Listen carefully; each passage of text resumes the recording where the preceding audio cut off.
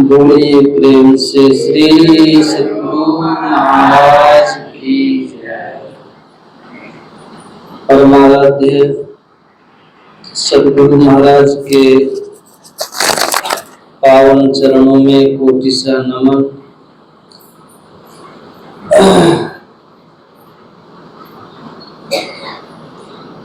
कटोरिया सत्संग मंदिर के समस्त प्रबुद्ध श्रोतागण एवं सत्संग प्रेमी महान भावों, पूजनीय माताओं तथा भक्ति मित्रगण,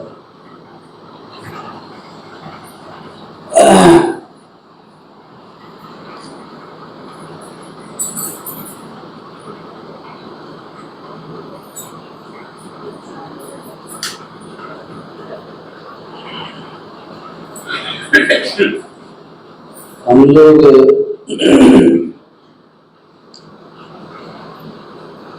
परमात्मा की महती कृपा से साप्ताहिक संतमत सत्संग मंदिर में सम्मिलित हुए। यह सत्संग मिलता कैसे है? वो स्वामी जी कहते हैं, बिनु हरि कृपा न होई सो। भगवान शिव माता पार्वती से कहते हैं कि गिरिजा संत समागम समनलाभ कछुआन, बिनु हरि कृपा न होई सो गावही वेद पुराण। परमात्मा की कृपा से यह सत्संग मिलता है। भगवान श्री राम कहते हैं, पुण्य पूंज बिनु मिलहि न संता। जब तक पुण्य की पूंजी फलीभूत ना हो तब तक सत्संग नहीं मिलता। पर एक संत हुए पलटू साहब, उन्होंने कहा, पूरब पुण्य प्रकट भय सत्संग के बीच में आए पड़ी। पूर्व का पुण्य, पहले जन्म के किए हुए पुण्य फल देने के लिए सबसे उत्तम फल ये सत्संग है।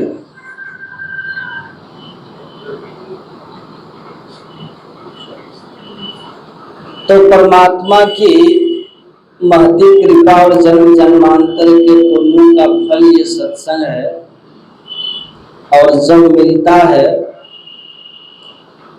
तो भगवान शिव कहते हैं, गिरिजा संत समागम सम न लाभ कछु आन। इसके समान लाभ, फायदा, बेनिफिट और किसी काम में नहीं। जितना इसमें फायदा है, इसमें लाभ है। संत कबीर साहब कहते हैं, इस सत्संग में लाभ बहुत है, इसमें बहुत लाभ।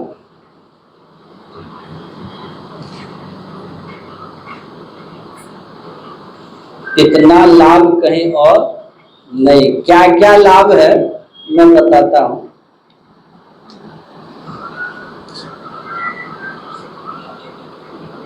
कहते हैं बहुत लाभ है, फिर भी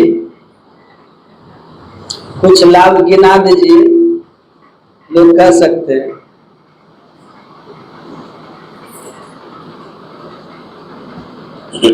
संत पलटू साहब कहते हैं, पूरब पुण्य प्रकट भय सत्संग के बीच में आए पड़ी।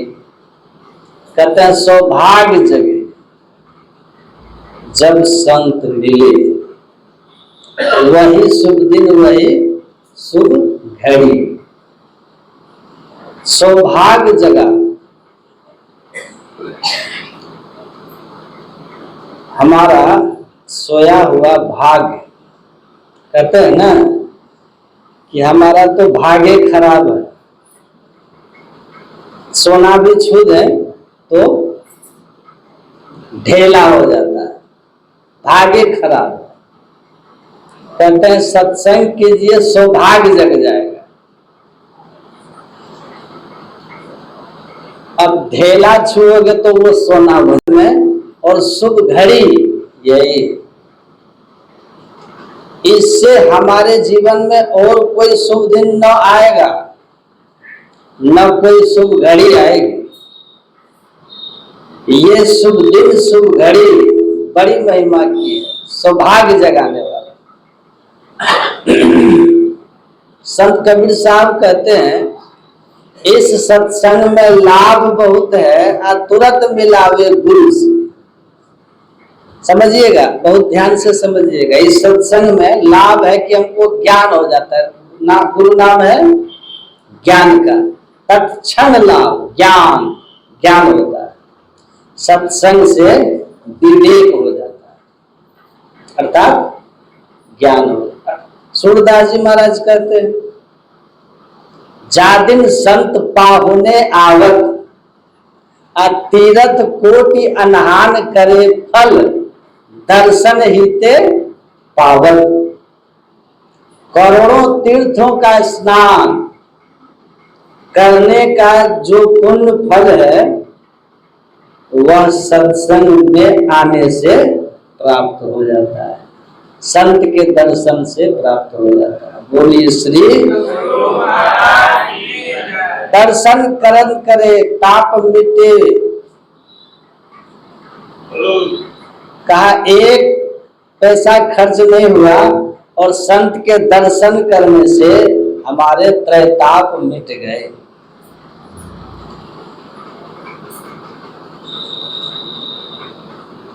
हमारे गुरु महाराज कहते हैं पाप समूह दरसते भागे, पुण्य सकल डगरे।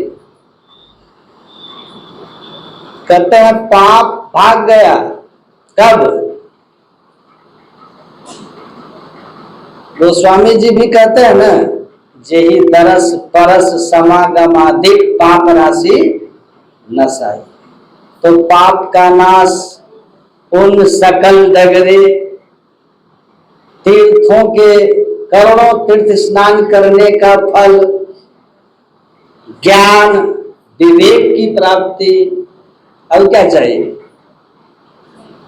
और सुना है, सुनिए। महाराज राजा ये पापम तापम तथा दैन्यम सद्य साधु समागम, भर्तृहरि कहते हैं पाप, त्रैताप, दैहिक दैविक भौतिक, और दीनता दरिद्रता, तीनों का सत्संग करने से नाश हो जाता है। तो ऐसा ये सत्संग है। पलटू लिखा नसीब का, कहते हैं ना भाग्य खराब है। भाग्य क्या हो गया? पीछे किए हुए जो पूरे कर्म है, वो कर्म जिसका हम अभी तक फल नहीं भोग पाए हैं, अब इस जन्म में अनायास आया है। शुभ कर्म आया तो सुख बन के आया, और अशुभ कर्म आया तो दुख बनकर। इसी को कहते हैं भाग्य खराब। अशुभ कर्म अगर जीवन में फलीभूत होते जा रहे हैं तो हम कहते हैं हमारा दुर्भाग्य है कि हम जो भी करते हैं घाटा नहीं होते, दुख जाता नहीं बाबा। संत पलटू साहब कहते कि भाई किया तो आपका ही है, लेकिन सुनो, पलटू लिखा नसीब का और संत देते हैं फेर। अपना दिल साचा नहीं ताते लागी दे। ध्यान से समझिए, भाग का लिखा हुआ संत मिटा देते हैं, बदल देते हैं। अपना दिल साचा नहीं। आपका दिल अगर सच्चा नहीं है, श्रद्धा नहीं है, तो आप तो देर लग जाएगी। लेकिन अगर आप श्रद्धावान हैं, अगर श्रद्धावान हैं, दिल साफ है, श्रद्धा है, तो संत आपके भाग्य को बदलने में ज्यादा विलंब नहीं लगा। आप लोग सुने होंगे, सिख परंपरा के गुरु थे हरकृष्ण साहब, छठे गुरु हरकृष्ण साहब। एक बूढ़ी माता उनके पास जाती थी, बड़ी श्रद्धा थी, और आग्रह करती थी कि एक पोता हो जाता। तो वो कहती थी, अरे माई, वो कहते थे भाग में नहीं है। बड़ा निराश हो गई कि भाग में नहीं है। अच्छा, तो लौटने लगी तो एक सेवक पूछे, क्या हुआ माता जी, बड़ी निराश हो? कहा, एक पोते की कामना थी, लेकिन वो भी कह दिए कि भाग में नहीं है। गुरु महाराज तो अब क्या करें? तो उन्होंने कहा सेवक ने कि सुनिए माता जी, भाग बदलने वाला परमात्मा है, और संत भगवंत अंतर निरंतर एकिमपि का विमल मति दास तुलसी। संत और भगवंत एक ही होते हैं ना। साहब से सतगुरु भय, सतगुरु से भय साहब, ये तीनों गति एक है, ये तीनों तो एक ही हैं। कहा वही तो है परमात्मा, ब्रह्म ज्ञानी आप परमेश्वर, ये तो स्वयं परमात्मा ही होते हैं। गुरु महाराज भी कहते हैं, जीव हित आप ही आवे। परमात्मा ही संत सदगुरु के रूप में आते हैं। तो कहा, माई उनसे कहो कि अगर भाग में नहीं है तो लिख दो, भाई संत हो, सदगुरु है आप। कहा ठीक है बाबा। वो माई श्रद्धालु थी, जाकर फिर बोली, गुरुदेव भाग में नहीं है तो आप तो भाग्य बदलने वाले हैं, भाग में आप लिख दीजिए। तो उन्होंने कहा, अच्छा लाओ कागज लाओ, लिख देता हूं, एक पोता लिख देता हूं। घोड़ा पर चढ़कर कहीं जा रहे थे, कहा लाओ लिख देता हूं, लाओ। कलम लिया, एक लिख रहे थे, एक हिंदी का। उसी समय घोड़ा भड़क गया, और एक का जो नीचे का हिस्सा था वो घूम करके 7 हो गया। उन्होंने कहा, माई आई थी मांगने एक, लेकिन तुम्हारा 7 लिखा गया, जाओ 7 पोता अब तुमको। बोलिए श्री, तो 7 पोते हो गए। तो सत्संग सौभाग्य जगाता है।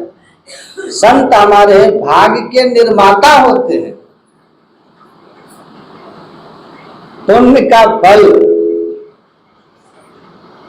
हमें पुण्य की प्राप्ति होती है, तीर्थ स्नान का फल मिलता है, और क्या, प्रेताप का नाश होता है, दैन दारिद्रता मिटती है, संशय समन दमन दुख सुख निधान हरि एक, साध कृपा बिनु मिलहि नहीं, करिए जतन अनेक, भव सागर की नाव, शुद्ध संतन के चरण, तुलसीदास प्रयास बिनु मिलहि राम दुख हरण। भव सागर की नाव क्या है? ये जो संसार सागर जहां हम जन्म मरण से लेकर दैविक भौतिक दुखों को भोग रहे हैं, इस भाव सागर के नाव संत के चरण हैं। तुलसीदास प्रयास बिनु मिले ही राम दुख है, ये महिमा है। और आदि शंकराचार्य जी कहते हैं, नलनी दलगत जलमति तरलम तत्व जीवन मत से चपलम, क्षण में सज्जन संग तेरे का भवति भवान नव तरनव नौका। जीवन बड़ा क्षण भंगुर है, लेकिन इस क्षण भंगुर जीवन में क्षण मात्र भी किसी सच्चे संत की शरणागति मिल गई तो संसार सागर से तरने में नाव हो जाती है। ऐसा दुर्लभ संयोग सत्संग मिला हमारे जीवन में। तभी पलटू साहब कहते हैं कि शुभ दिन शुभ घड़ी यही है, अब बाकी तो लगन मुहूर्त सब झूठ है, सबे बिगाड़े काम, पलटू शुभ दिन शुभ घड़ी याद पड़े जब नाम। शुभ दिन और शुभ घड़ी तो यही है। महर्षि दयानंद सरस्वती को पढ़ लीजिएगा, वेद के सबसे बड़े ज्ञानी आदमी माने जाते हैं।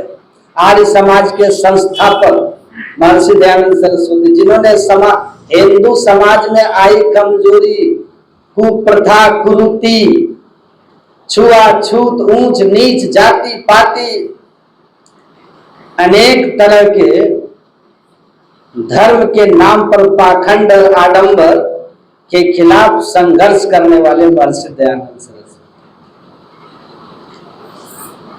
महर्षि दयानंद सरस्वती नहीं होते ना तो हमारे गुरु महाराज जी के प्रवचन में है कि गुरु गोविंद सिंह जी महाराज और शिवाजी महाराज और महर्षि दयानंद सरस्वती,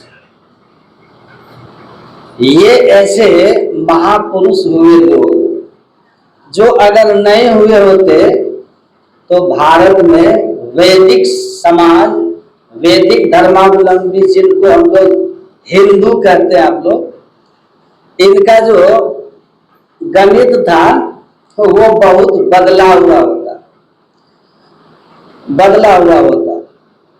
उन दोनों ने युद्ध करके, शिवाजी और गुरु गोविंद सिंह, तो महर्षि दयानंद सरस्वती ने आंतरिक कमजोरियों को दूर किया। वे दोनों बाहरी आक्रमण से बचाए देश को और आंतरिक सुधार भी किए उन लोगों ने। और महर्षि दयानंद सरस्वती ने पूरा का पूरा आंतरिक सुधार करके वैदिक धर्म को मजबूत करने का काम किया और इसकी कीमत उन्होंने अपनी जान दे करके चुकाई थी। महर्षि दयानंद सरस्वती ने लिखा है कि परमात्मा का बनाया हुआ सब दिन एक जैसा होता है। ध्यान से समझिएगा, बहुत ध्यान से। सब दिन एक समान है, दिन कोई अच्छा या बुरा नहीं होता। अच्छा और बुरा तो हम अपने कर्म से बना देते हैं दिन को। अब पूर्णिमा ही हो, आज पूर्णिमा तो नहीं है, पूर्णिमा है क्या? नहीं।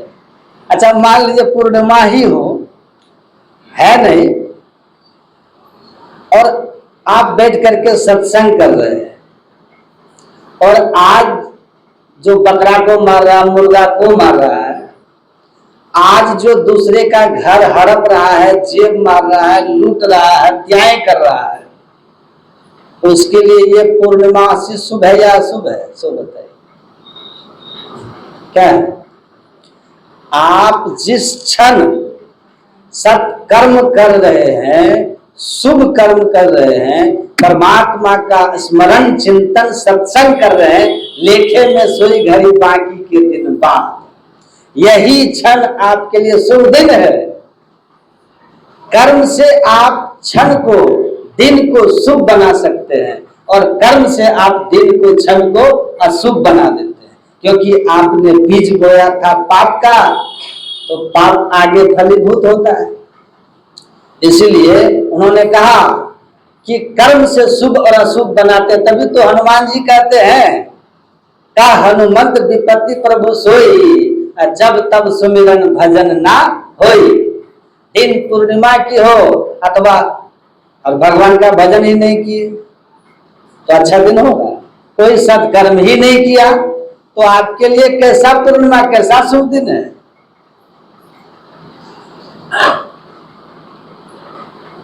तो जीवन का शुभ दिन, शुभ क्षण हमारे जीवन में यही है। इसकी महिमा को समझिए। इसको ज्ञान यज्ञ कहा है और इसलिए वेद भगवान भी इसको बुद्धि योग कहते हैं। वेद में इसको बुद्धि योग कहा, सत्संग को। और गीता में भगवान कृष्ण ने इसको क्या कहा, श्रेयान द्रव्यमयाद यज्ञात ज्ञान यज्ञ परम तप। और यही कह के नहीं रह गए, यहां इसकी महिमा बताते हुए भगवान कृष्ण ने कहा कि संसार में अनेक तरह के यज्ञ होते हैं। नहीं, श्रेयान द्रव्यमयाद यज्ञात ज्ञान यज्ञ परम तप सर्वे कर्माखिलम पार्थे ज्ञाने परिसमाप्यते। कहते हैं ये ज्ञान यज्ञ है और सारे यज्ञों से श्रेष्ठ है। आप महर्षि दयानंद सरस्वती का वेद की भूमिका पढ़िए। वो कहते हैं वेद के चार वेदों के 2 भाग हैं। कितना?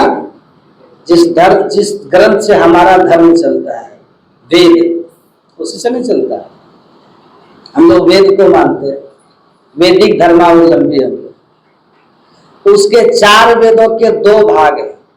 पहले भाग को ब्राह्मण भाग और दूसरे भाग को संहिता भाग कहते हैं।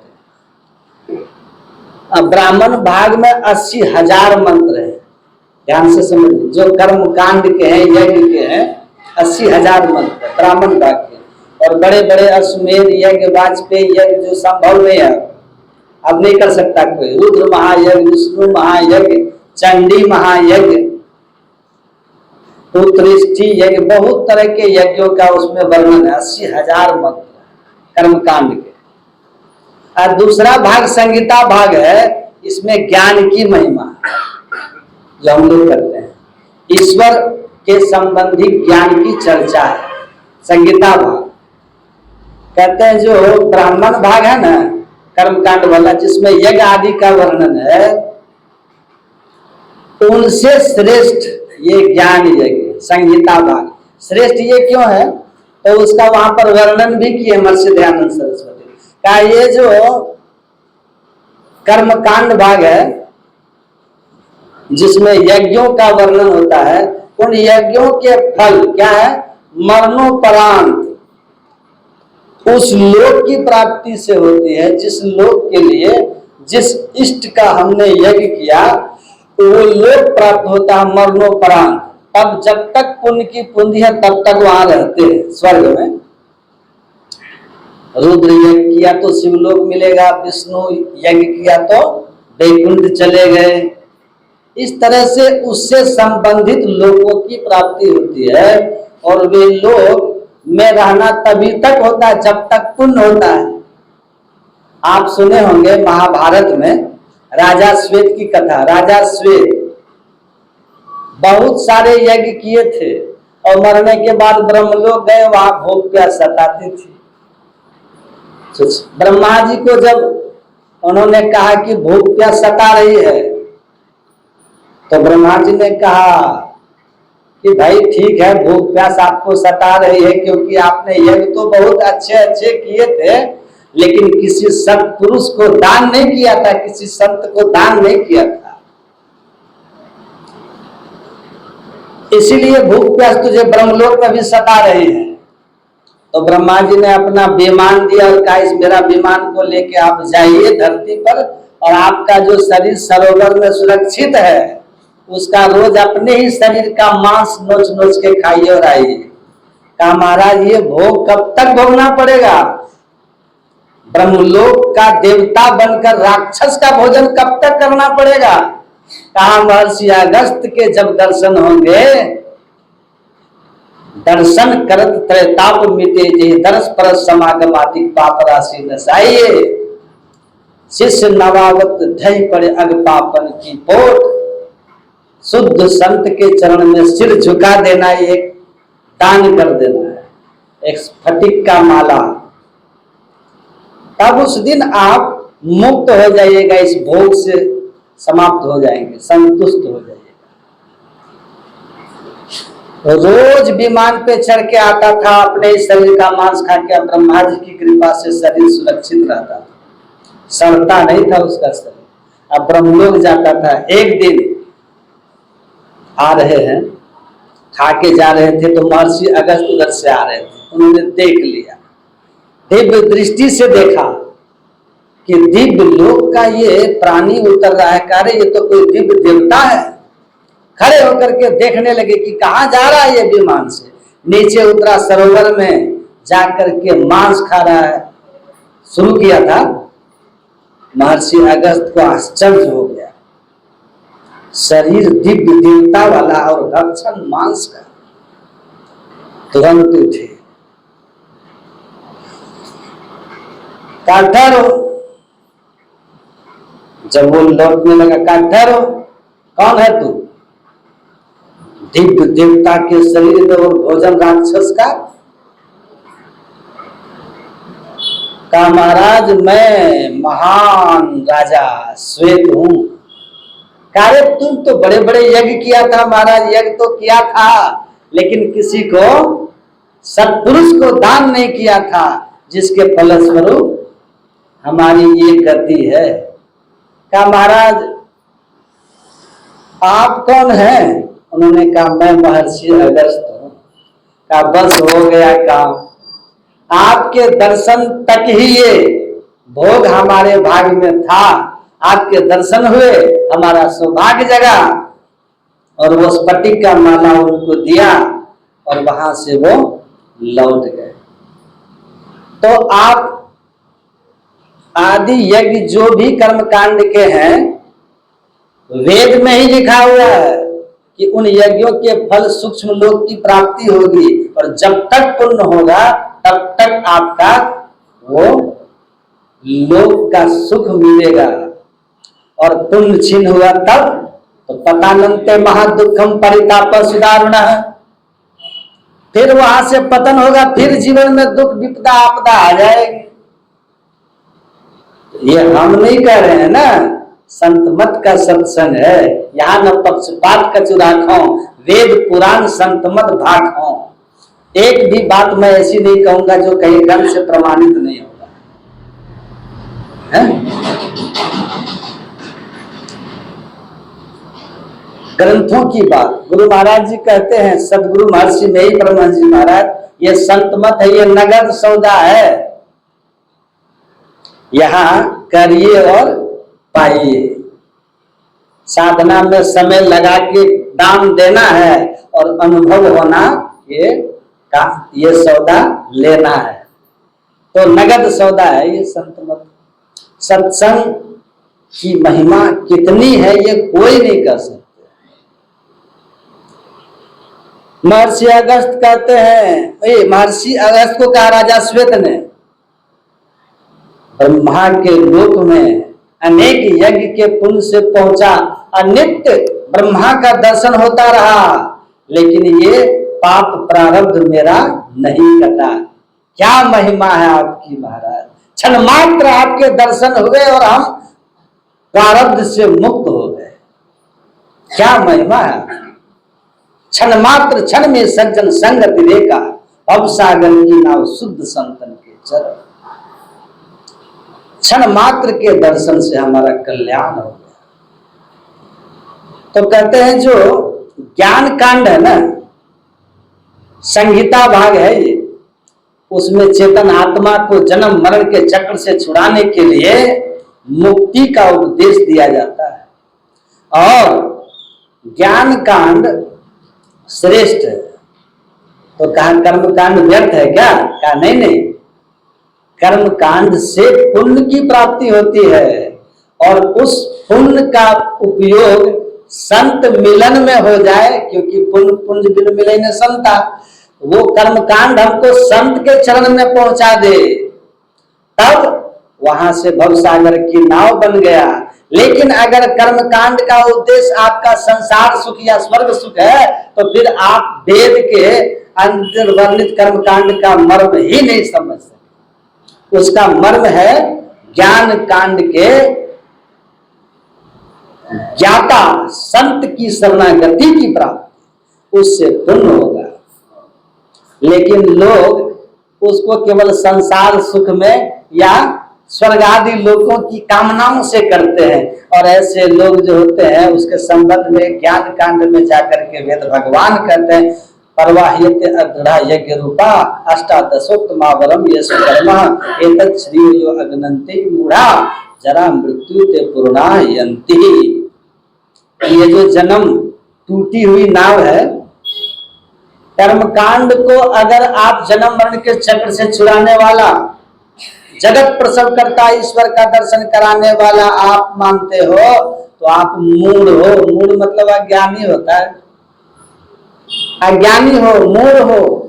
इसीलिए कि ये कर्मकांड टूटी हुई नाव की तरह है। कर्मकांड वो आपको मोक्ष धाम तक नहीं पहुंचा सकती, जन्म मृत्यु के चक्र में फंस जाओगे। इसीलिए संत की शरणागति ही, सत्संग ही, ज्ञान ही ये कीजिए। सारे यज्ञों से श्रेष्ठ ये ज्ञान यज्ञ, ये सत्संग संत की कृपा से मिलता है। ईश्वर कृपा से संत की शरणागति मिलती है। प्रथम भक्ति संतन कर संगा। भक्ति का शुभारंभ कहां से होता है? सत्संग से। जो भक्ति सारे सुखों की खानी है। तो ये ज्ञान यज्ञ है सत्संग, सब यज्ञों से श्रेष्ठ है सत्संग। इसकी महिमा को जानिए और समझिए, इससे बहुत लाभ है। जानेंगे, समझेंगे और तब करी सत्संग, गुरु खोज करिए, चुनिए गुरु सच्चा। अब बिनु सतगुरु के सब ज्ञान पंथ कच्चा ही कच्चा। सत्संग कीजिएगा, सदगुरु मिलेंगे, इसमें बहुत लाभ है। ओझा का काम है, अरे हारे परंतु संत मिलन परपंच राम को काम है। संत तो माया से मुक्त राम का नाम प्रचार करने वाले होते हैं। ले लो रे कोई राम का प्याला, राम विमल रस औषधि रथ संत के पास। तुलसी लक्ष्मीपति अभिमान से कर व्याधि को नाश। उनके पास तो राम नाम की औषधि है, जिसको दे देते हैं उनके सारे पाप ताप का नाश करते हैं। ये भविष्य बताना, हाथ देखना, ये तो तोता लेके घूमना, ये भाई जिनका काम वो करे। पेट दर्द की दवाई वो देने के लिए डॉक्टर वेद है, झाड़ फूक करने के लिए ओझा लोग हैं। संत तो आपको सीधा बता देते हैं, सीधे चले जाओ। अरे सुनो, जगत प्रसव करता ईश्वर को प्राप्त करना है तुमको, उसी से तुम्हारे जीवन के ताप मिटेंगे, आवागमन का नाश होगा। और उसके लिए तुमको सबसे पहले सत्संग करना पड़ेगा, क्योंकि बिना सत्संग विवेक ना होई, बिना सत्संग के विवेक नहीं होगा। और जब तक विवेक नहीं होगा तब तक धर्म और अधर्म के ठीक ठीक निर्णय भी नहीं कर पाओगे। और सत्संग करके जब विवेक होगा, दिव्य दृष्टि खुलेगी। सत्संगश्च विवेकश्च निर्मलम नैनद्वयम यस्य नास्ति नरस्य अंधकर्तम नस्यान् मार्गः।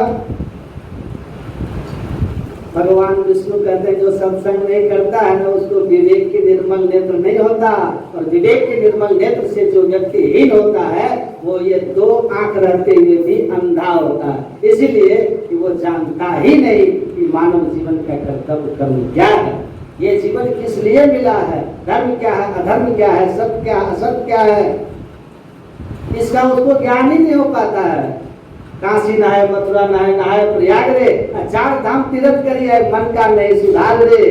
बिनु सत्संग ज्ञान नहीं उपजे, कर ले जतन हजार रे। ब्रह्मानंद खोज गुरु पूरा उतरे, भव चल पार रे। मनवा राम नाम रस दीजे, कजी कुसंग सत्संग बैठ नित, हरि चर्चा सुन लीजे। मीरा के प्रभु गिरधर नागर, काम क्रोध मत लोग सब बाहर चित्त से दीजे। मीरा के गिरधर प्रभु गिरधर नागर, वाही के रंग दीजे, मनवा राम नाम रस। तो मानस ज्ञान होगा, विवेक होगा, समझ में आएगा कि हमारे जीवन में दुख का कारण परमात्मा की और प्राप्ति है। ईश्वर भक्ति का अभाव जीवन में दुख का कारण है। ईश्वर से मिलाप नहीं है, मायाबद्ध है, इसलिए आवागमन के चक्र में है। और इसका इस प्रकार रहना संसार के सब दुखों का कारण है। इस माया के बंधन से मुक्त होने के लिए आपको मानस जप, मानस ध्यान और ज्योति योग और नाम योग की साधना करनी पड़ेगी, जिससे माइक सारे माइक आवरणों से मुक्त होकर परमात्मा से जीव की एकता होगी और तब जाकर के सदा का सुख शांति मिल जाएगा। ये विवेक सत्संग में मिलता है और संत का तो यही काम है कि आपको मानव बनाएंगे, मानवोचित गुण आप में डाल देंगे, आपके खान पान की पवित्र करेंगे, आपको भक्ति का ठीक ठीक संस्कार देंगे, आपको अपने कर्तव्य का ज्ञान सिखाएंगे। तो ये मूल काम संत का है, बाकी काम तो संसारियों का है। तो इस घोषणा के साथ कि भैया हम लोग आए हैं सत्संग का ज्ञान का प्रचार करने और आप लोगों से कोई डिमांड नहीं, कोई नहीं बता सकता आज तक कि कभी हम लोग आपसे कुछ मांगे होंगे, भाई गाड़ी बड़ी दूर से है तो तेल का इतना दे दीजिए, मांगे है क्या किसी को? कभी नहीं। इसीलिए कि हमारा लक्ष्य क्या है? मानव कल्याण। हमारे गुरु महाराज कहते थे कि मेरे पास ऐसे लोग आते हैं जिनको कोई पूछने वाला नहीं है, तो हमको ये ब्रह्म ज्ञान हमको देके बड़ी खुशी होती है। तो संत इस संसार में आते हैं किस लिए? संसार को कल्याण करने के लिए, तो संसार के कल्याण के लिए। और संत वृक्ष कबहु नहीं फल बके, नदी न संचय नीर, परमानंद के कारण संतन धरा शरीर। इसलिए संत आए और सद्ज्ञान देते हैं, विवेक देते हैं और हमको सतगुरु पशु मानुष करे, मानुष थे सिद्ध से दादू, सिद्ध से देवता थे निरंजन हो, ऐसा भेद बताते। गुरु दयाल दया करे दिए भेद बताई, महाभागी जीव के दिए भाग जगाई। सदगुरु महाराज कहते महाभागी जीव के भाग जगाने वाले सदगुरु होते हैं, संत होते हैं, उनका यही काम होता है। तो ये चीज है, यहाँ ज्ञान की बात होगी, मुक्ति की बात होगी, कल्याण की बात होगी। और इसीलिए ये सत्संग बड़े सौभाग्य से मिलता है। ऐसे महापुरुष आपके जीवन में सौभाग्य से आते हैं जो संसार के माया के पीछे नहीं भागकर आपके कल्याण के लिए केवल और केवल आते हैं। और जो भी विपदा दुविधा है जीवन का सब को सुधारते हुए झेलते हैं, तो सौभाग्य की बात। तो कहा इसी से आरती, इसी से अरदास, इसी से अजान होती है, ये समुद्र के वो होती है जिससे इंसानों की पहचान। बोली अच्छी होगी नहीं, अभी सुनते थे बोले लखन, कहीं जा रहे रास्ते में लोगों की बोली सुन के लोग को लग जाता है कैसे घर का बच्चा है, नहीं कैसे माता पिता है, कैसा परवरिश हुआ है, कैसे परिवेश में पला बढ़ा है। कोई पीठ पे जमीन का कागज लेके जाता है कि जमींदार का बेटा है, ऑफिसर का बेटा है, जाता है? कोई लेके तो नहीं जाते। सर्टिफिकेट एमए पास है कि बीए पास है, सर्टिफिकेट भी कोई छाती में लगा के ले जाते हैं कि आगे टांग लिए हैं। आपकी बोली से पता चल जाएगा कि आप पढ़े लिखे हैं, अनपढ़ हैं, अच्छे संस्कार के हैं कि कुसंस्कारी हैं, सब पता चल जाता है केवल बोली से। कोई भी व्यक्ति 5 मिनट बोल देता है समाज में, चाहे किसी भी सामने, बुद्धिमान व्यक्ति उसके पूर्वजों तक का आकलन कर लेते हैं। इनके पूर्वज क्या होंगे, कैसा संस्कार इनका है? इसलिए विवेकी पुरुष की भाषा में कभी रोगनता नहीं आनी चाहिए। मनुष्य धन से भले कंगाल हो, लेकिन मनुष्य को सदैव अपनी भाषा से धनवान होना चाहिए, भाषा से पुष्ट होना चाहिए। आपकी बोली से पता चल जाएगा कि आप पढ़े लिखे हैं, अनपढ़ हैं, अच्छे संस्कार के हैं कि कुसंस्कारी हैं, सब पता चल जाता है। वाणी से किसी को ऐसी वाणी बोलिए मन का आपा खोए, औरों को शीतल करे आपो शीतल होए। गुरु महाराज कहते थे पानी की ताकत तो देखो, पानी में कितना बल है कि अगर सेना का जीप का फायर तो वहाँ युद्ध शुरू हो जाता है, लोगों का मरना शुरू होता है, दुश्मन मरने लगते हैं ना, दोनों तरफ से फायरिंग हो गई, मर जाते हैं लोग, और वही चीफ कहता है कि स्टॉप फायरिंग, तो युद्ध बंद हो जाता है, लोगों का जान बच गया। तो वाणी है ना सब, इसीलिए बोले लखन मधुर मृदु वाणी, इसीलिए वाणी है। इसीलिए वाणी के दोष के कारण ही 90% झंझट घर में होता है। बोलने नहीं आता, बड़े से कैसे बात करें, बाप से कैसे बात करना है, माँ से, भाई से, पत्नी से, पति से, सास से, ननद से, मतलब आपको कैसे बोलना चाहिए ये आपको नहीं आता, इसलिए झगड़ा होता है घरों में। जिस आदमी को बोलने नहीं आएगा ना, देखिएगा हरदम उससे झगड़ा होगा, और लोग उससे बड़ा भागते हैं, कुछ करे ना करे, लेकिन बोलने का ढंग नहीं है तो लोग कहे उससे अलगे रहिएगा, कब क्या बोल देगा, बेइज्जत हो जाएगा, नहीं करता। तो बोलना, कौवा भी बोलता है और कोयल भी बोलती है, लेकिन कौवे को कोई पसंद नहीं करता काव काव सुनना, और कोयल की सब सुनना चाहते।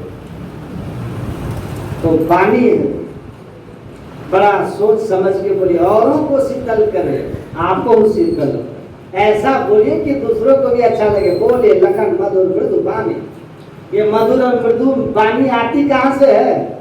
जब ज्ञान विराग भक्ति रसानी, ज्ञान वैराग और भक्ति का रस जब वाणी में मिलेगा तो वाणी में कोमलता और मधुरता है।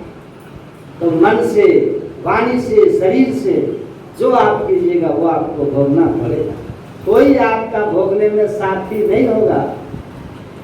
डॉक्टर के पास पैसे से आपको भर्ती करा देगा लोग, लेकिन पेट जब छिलेगा तो दर्द कौन बांटेगा? बांटेगा कोई? वो तो आप ही को भोगना पड़ेगा। इसीलिए कहा कोई किसी का कर्म का सुख दुख का दाता नहीं, अपना है। इसीलिए आप कर्म करने में आप स्वतंत्र हैं और उसके फल भी आपको भगवान सुख दुख के रूप में देंगे। जैसा कर्म वैसा फल। तो क्या करो, आप अपने कर्म की ओर ध्यान दीजिए। अपनी ओर निहार तुझे क्या परी बरारी, अपने ओर निहार कीजिए, खुद देखिए हम अपना कर्तव्य निभा रहे हैं कि नहीं। लोग कहते हैं हम क्या करें भाई, हम क्या करेंगे, हमारा आदमी तो ढंग का नहीं बाबा। आप अपना ढंग से चलिए, दूसरे का छोड़िए। अपनी अपनी करनी, अपने अपने साथ किया सो आगे पावे। अब बाप का करनी बाप पूत को पूते मिलता, जोरू को जोरू, खसम को खसम को मिलता। पत्नी का किया पत्नी, पति को किया पति को, बेटा को बेटा को, बाप का किया बाप को। अपनी करनी साथ, नेकी बदी है संग संग ये जय है दोई। पलटू करनी और के नहीं और के मां, अपनी अपनी करनी अपने अपने साथ। तो हमारी करनी हम भोगेंगे, हमारा जो कर्तव्य वो हम निभाएंगे। हम दूसरा नहीं निभाए उसका फल वो भोगेगा।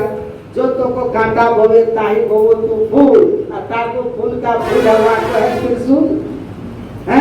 आप अपनी करनी को ठीक रखो, दूसरा नहीं अपना कर्तव्य निभाए तो मत निभाए। आप अपना कर्म ठीक रखो, आपको उसका फल मिलेगा, उसको उसका फल मिलेगा। आज संयोग है, आपस में रिश्ते हैं, मौत जब हो जाएगी एक झटके के साथ सब बिगड़ जाएगा। आपके साथ क्या जाएगा? कर्मानुगो गच्छति जीव एक, कर्म लेके जाओगे आपे बीजे आपे पावे, नानक हुक्मी आवे जावे। गुरु नानक साहब कहते हैं जो बोए हो वो आपको भोगना और काटना होगा। ईश्वर का हुक्म, ईश्वर का आदेश, ईश्वर की व्यवस्था यही है कि काहुन को सुख दुख कर दाता, निष्कृत कर्म भोग सुनो दाता। तो क्या बोल रहे हो मन से? शुभ बोल रहे हो कि अशुभ? अच्छा सोच रहे हो, बुरा सोच रहे हो? दूसरों का भला, दूसरे का बुरा सोच रहे हो? मन से अच्छा बुराई करो, वचन से अच्छी बात बोलो और शरीर से अच्छा ही कर्म करो जिससे भला हो दुनिया का। सर्वे भवन्तु सुखिनः, सर्वे सन्तु निरामयाः, सर्वे भद्राणि पश्यन्तु मा कश्चित् दुःखभाग् भवेत्। सबका भला हो, सब निरोग हो, किसी के जीवन में दुख नहीं आए, ऐसा जिसके हृदय में ये भाव हो जाता है, भगवान उसके जीवन में कभी दुख नहीं देते।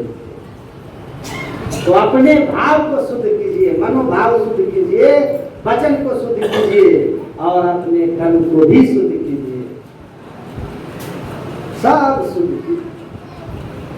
दूसरा करे ना करे, बहुत लोग कहते हैं ना, बाबा हम तो ठीक है बाबा, वही ठीक नहीं है। अरे आप ठीक रहिए, वो कौन राम जैसा है?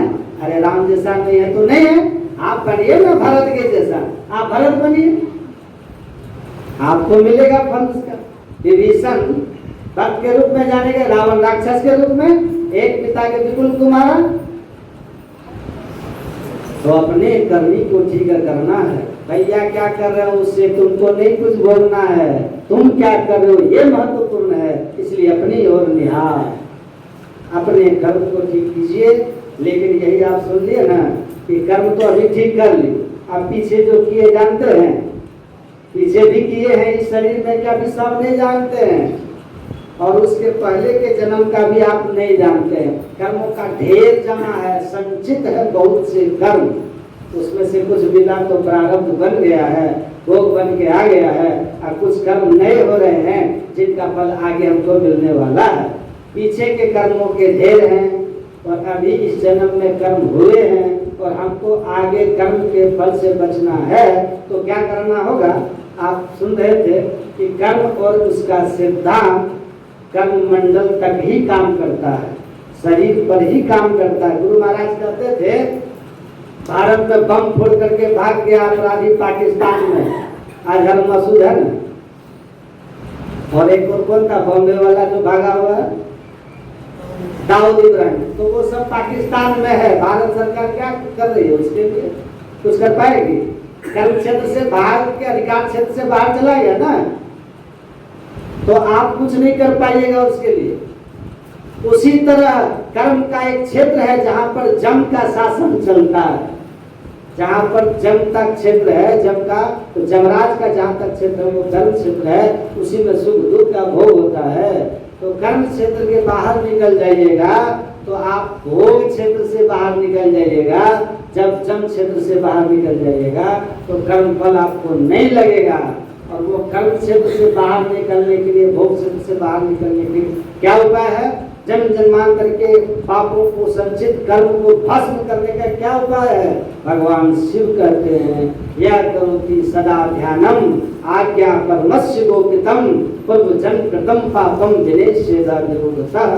हे पार्वती, जो आज्ञा चक्र सुषुम्ना शिव नेत्र बिंदु का ध्यान करता है और बिंदु ध्यान करके अपने आप को अंधकार से ऊपर उठा लेता है, पिंड से ब्रह्मांड की ओर कर लेता है, शरीर से आत्मा की ओर जिसकी गति हो जाती है, वो शरीर पर कर्म फल आता है उसको पता ही नहीं चलता। गहरी नींद में आपके सिर में या पैर टूट गया, दर्द कर रहा है, डॉक्टर नींद का गोली दे देता है, आप सो जाते हैं, घाव भी शरीर में रहता है, पता चलता है, पैर टूटा हुआ है, दर्द है, पर महसूस होता है। क्यों नहीं होता? क्योंकि दर्द को महसूस करने वाला उस स्थान से निकल लिया। जागृत अवस्था में जीव यहाँ रहता है, अब पूरा शरीर में चेतन धार फैल जाती है तो इंफॉर्मेशन उसको मिलता है जीव को कि भाई दर्द हो रहा है यहाँ वहाँ। और जब वहाँ से चेतन धार सिमट गई या गहरी नींद में हृदय में जीव उतर गया तो चेतन धार अब नहीं है घुटना में, इसलिए घुटने का दर्द आपको महसूस नहीं हो रहा है। बिजली जब तक है सब ये भी काम कर रहा है, पंखा भी काम कर रहा है, बॉक्स भी काम कर रहा है, वो भी काम कर रहा है, अब बिजली चली गई सब बंद। उसी तरह चेतन धार जब कान में रहता है तो सुनता है, नाक में रहता है, सुनते हैं, जीवा में रहती है, स्वाद चखते हैं। और जब चेतन धार सिमट के हट गई, बिजली कनेक्शन खत्म हो गया तो बगल में कोई बात करेगा नहीं सुन पाइएगा, क्योंकि जीव यहाँ से अपनी सारी चेतन की धारों को, ज्ञानमयी धारों को समेट करके नीचे चला गया है।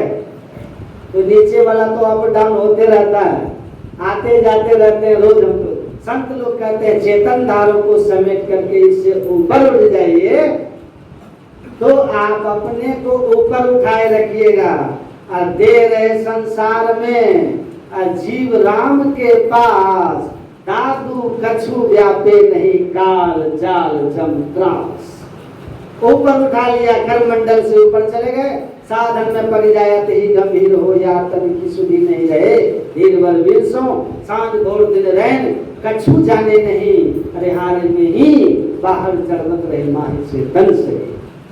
कुछ पता नहीं चलेगा, शरीर पर आया है, मस्त है। गुरु महाराज जी का कहते थे समाधि में जैसे गहरी नींद में चले गए तो शरीर का दुख सुख आपको पता नहीं, शांति के सागर में हो। जगोगे तो फिर पकड़ लेगा,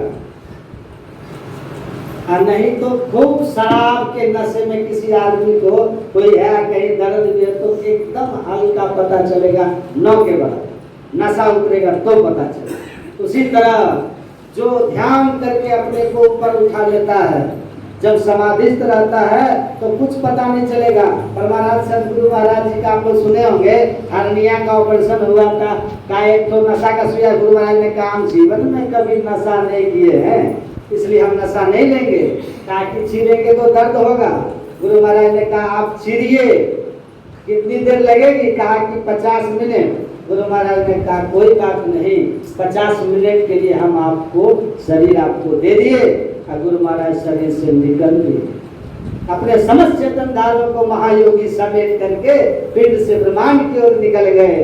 डॉक्टर डर गए कि नहीं दास तो मर गए, क्योंकि नस नाड़ी धड़कन सब बंद हो गया।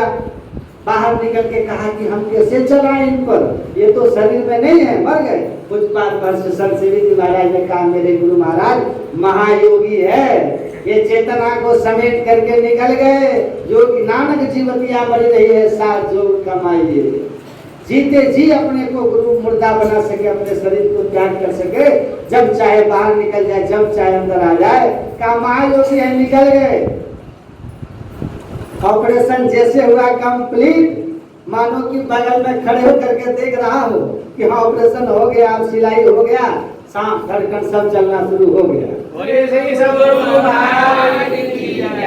अब डॉक्टर जो नास्तिक था वो पैर छू के प्रणाम किया, उनको पैर छू के प्रणाम किया। नास्तिक था वो पैर छू के प्रणाम किया गुरु महाराज को, और बाद में फिर दीक्षा भी लिया और कहा कि महाराज हम सुनते थे कि भारत के योगी लोग ऐसे होते थे कि जिंदा शरीर से निकल जाते थे, तो हम सोचते थे सब बकवास है, आज साक्षात जिंदा देख लिए, जिंदा देख। तो आप समाधि में कुछ पता नहीं, जब शरीर में आओगे तो गुरु महाराज ने कहा गहरे नशा में जैसे चोट का पता नहीं चलता, वैसे शरीर भाव में भी रहेगा। तो गया जी हरि रस मतवारा, वो नाम खुमारी नाम का छड़ी रहे दिन रात, वो ऐसा अंदर के आनंद के नाम के नशे में, रस के नशे में रहता है। उस नशा में उसको संसार का कुछ भी पता नहीं चलता।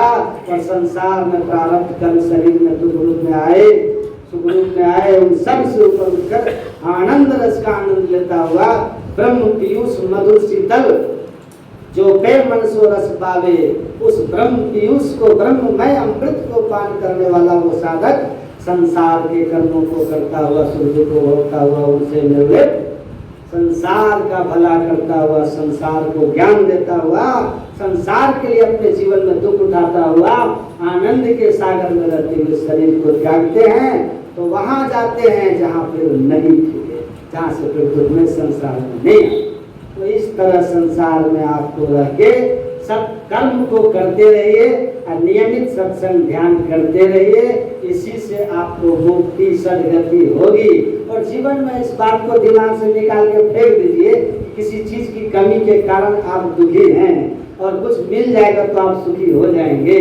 याद रखिए, अंदर का हरि रस मिलेगा तो सुखी हो जाएंगे, और नहीं तो दुनिया का सब व्यवस्था, धन पुत्र संपत्ति पैसा बंगला गाड़ी सब मिल जाए, आप सुखी नहीं हो सकते। सुख का आधार एक ही है, जो पर लोग यहाँ सुख जाओ, सुनी मम वचन हृदय दृढ़ गाओ, सुलभ सुखद मार गया भाई, भक्ति मोरी पुराण सुधि गाए। ईश्वर की भक्ति ध्यान साधना यही मुक्ति का मार्ग है।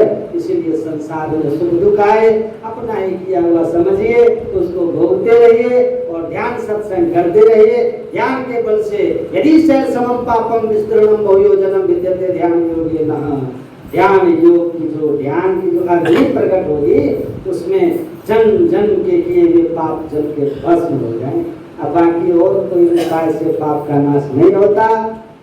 इसकी गांठ बांध लीजिए और संतों के बताए हुए मार्ग पर चलिए, ध्यान सत्संग कीजिए, माता पिता बड़े बूढ़ों सबकी सेवा सत्कार कीजिए, आपस का मेल प्रेम रखिए, यही जीवन है ना। इसी तरह जीवन को हंसते मुस्कुराते जी लीजिए, हंसाते हुए जी लीजिए।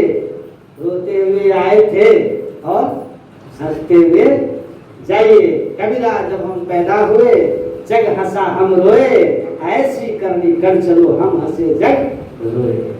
आप मुस्कुराते हुए परमात्मा की ओर जाइए। आए हैं सो जाएंगे राजा रंग फकीर, लेकिन एक सिंहासन चंचला एक बने जाते जंजीर। ऐसे कर्म हो कि सिंहासन पे चढ़ के मुस्कुराते जाए और दुनिया आपके लिए रोए। ऐसा कर्म को करके जाए, ऐसा नहीं कि आपको लोग कब मरेगा पापी जल्दी धरती का बोझ उतर जाए, तो ऐसा ना हो। हम अपने से सबको शरीर से जितना हो सके, मन से, बुद्धि से, विचार से, वाणी से दूसरों का भला सोचें, भला करें, भला हो और ध्यान सत्संग कीजिए। भगवान ईमानदारी की कमाई से जो मिले खाइए। अमीर आदमी को भी हमने देखा कि सब एक ही चीज खाते हैं, यही रोटी, यही सब्जी, यही दाल, यही सब खाते हैं। फल फूल अनाज में लोग खाएगा, ये तो गरीब भी यही खाते हैं। बस चांदी के थाली और चांदी के कटोरा, चांदी के चम्मच में खाते हैं, और चांदी जड़ा हुआ कुर्सी और चांदी जड़ा हुआ टेबल पे बैठ के खाते हैं, और यहाँ साधारण फर्नीचर पे बैठ के खाते हैं। पर खाते वही है जो आप खा रहे है ना। खाना तो सबको भैया यही है, टेस्ट तो भैया सोना के थाली में भी उसी सब्जी का आएगा।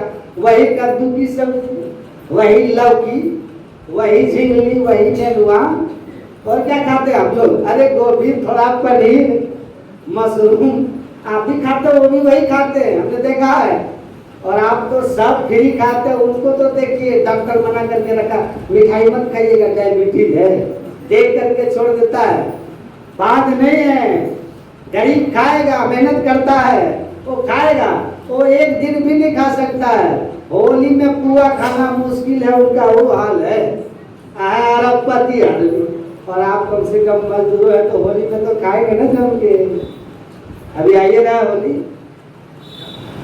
तो उनको भी मना है। तो याद रखिए, शरीर ठीक है, गरीब अमीर जो भी हैं, खाते सब एक ही चीज हैं जो हम आप खाते हैं, अमीर हो। इसीलिए ईमानदारी से खाइए तो बड़ी शांति रहेगी भीतर।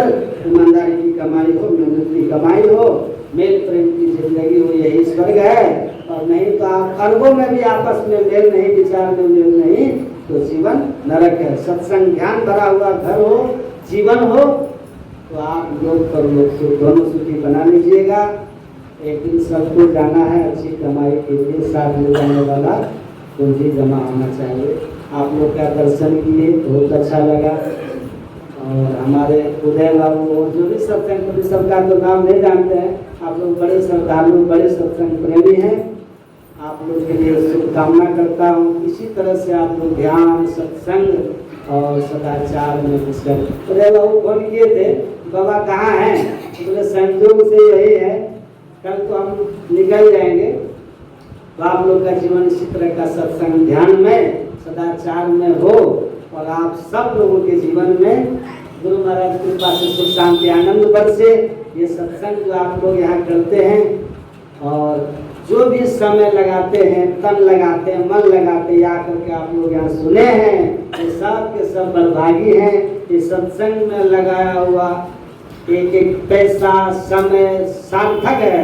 एक एक क्षण इस सत्संग में जो आपने आकर के बिताया है, लेखे में सोई घड़ी बाकी के सब बाल। ये घड़ी आपके जीवन के धन घड़ी है, धन घड़ी जब हो सत्संगा।